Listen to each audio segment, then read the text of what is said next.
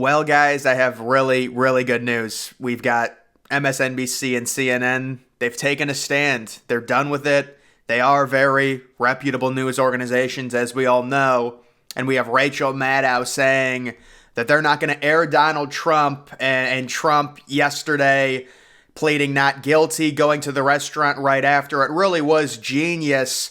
Maddow comes out and says, "We are here to bring you the news. It hurts our ability to do that if we live broadcast what we fully expect in advance to be a litany of lies and false accusations, no matter who says them." Of course, this coming from MSNBC, who even liberals will admit they are ridiculously politically biased. I do have a message for Rachel Maddow. I want to let her in on some information that she might find important. Rachel, honey, what if I told you in 2020 the FBI colluded to help a presidential candidate? Would that be huge information, Rachel? Should we cover that? Because I don't think MSNBC covered much of that. No, they just forgot about it. They're going to get to it. Very, very reputable. They don't want to air Trump stuff. It's 100% understandable. They're taking a stand. It's just so ridiculous, guys. CNN, MSNBC, this whole idea. And then, of course, yesterday, CNN's main page completely littered with Trump. Every headline is about him. Look at this. This is CNN ratings gold. You've got CNN talking about Trump with AOC on the live set. This is an orgasm for CNN. Jake Tapper says we're not carrying his remarks live because he says a lot of things that are not true and sometimes potentially dangerous. So they are taking a moral stand against Trump. Of course, everyone knows they're ridiculously biased. I'm sure even members within their network will admit they're biased. They don't cover the news fairly. And yes, I do agree, Fox News, there's a big problem with all those major organizations. They are all leaning one way, but it is funny to see these news organizations take a huge stand like, oh my God, we're so noble.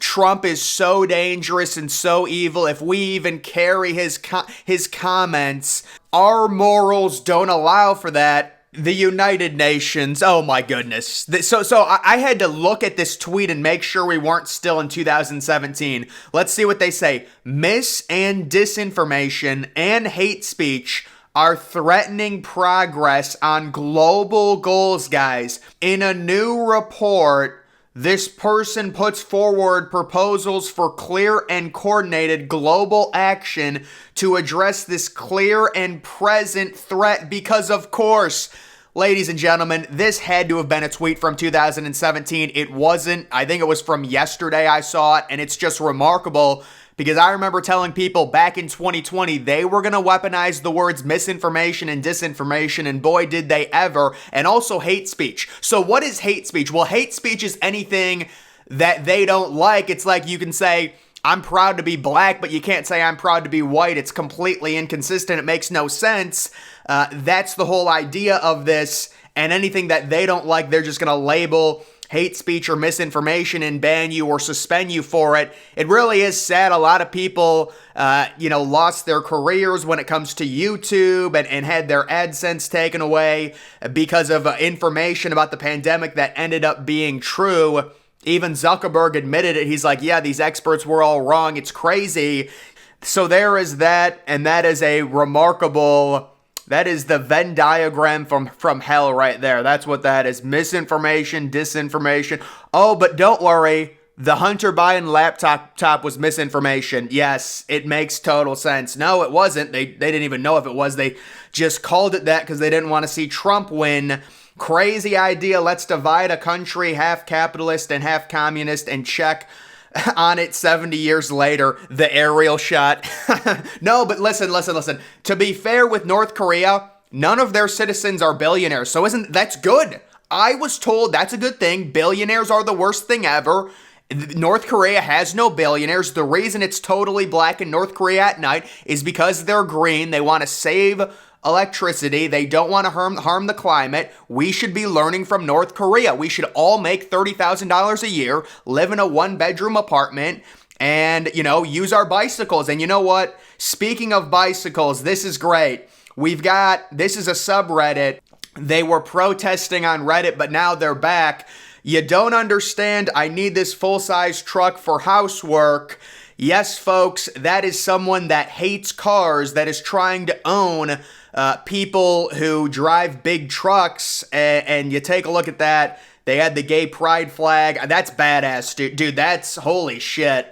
Oh, they got the water bottle. They have the water bottle holder. They've got the little pack on the back. Oh my, what is that, like a wagon on the back of that? That is a sexy looking bike. Yeah, that's going to get the job done. The government loves that. 0 CO2 emissions.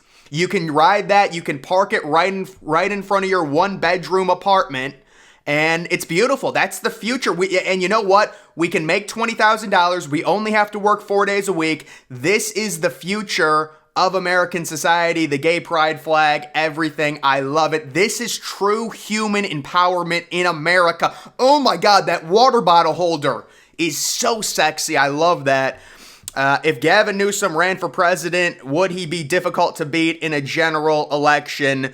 So this has kind of come up recently. It's the whole idea, the eye for the eye, Trump dealing with the legal troubles, getting arrested, having the arraignment, pleading not guilty. Do the Republicans then turn it on Biden and try and impeach him?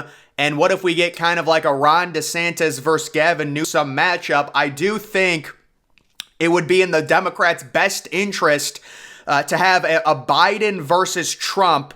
And that's kind of the 3D chess. I really don't know what CNN and MSNBC are doing. I think they're just triggered by Trump and they are obsessed. They can't get over it. But I think the strategy of the Democrats is to make Trump appear as likable as possible amongst Republican voters so he is the candidate. Again, I still don't think they want to face DeSantis. DeSantis, to me, would trounce Biden just based on age and overall ability to articulate talking points significantly better. Also, I think independents would heavily lean towards DeSantis over Biden. But I think if you're the Democrats, you would favor a Biden-Trump rematch with understanding that Trump might win.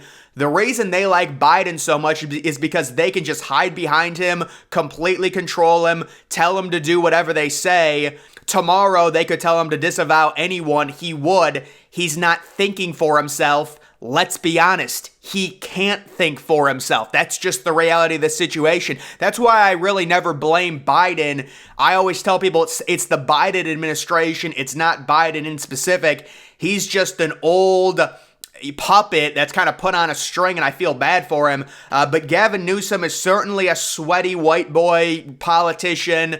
He's way better at articulating his points. I think with Newsom already putting out that he wants a 28th Amendment to really begin the whole gun control thing, that's not something you want to run on. That's not going to be popular. So I think there are questions in terms of that. But in terms of just his overall, ability to be a politician, yes, he's way better than Biden.